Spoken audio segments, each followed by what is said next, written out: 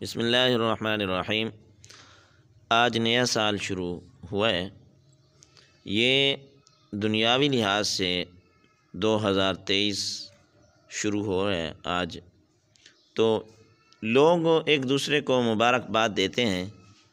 تو حدیث سے اور حضور علیہ الصلاۃ والسلام کے فرامین میں سے یہ ثابت نہیں ہے کہ ایک دوسرے کو مبارکباد دینا یہ غیر مسلم کی جو ہے نا رسم ہے، اور یہ جائز نہیں ہے۔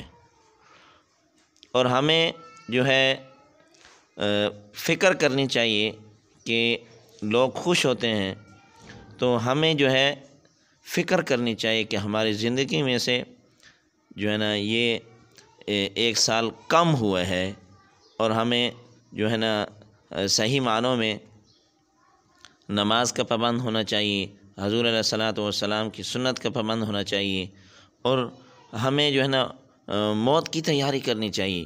عقل مند انسان وہی ہے جو مرنے سے پہلے مرنے کی تیاری کرے۔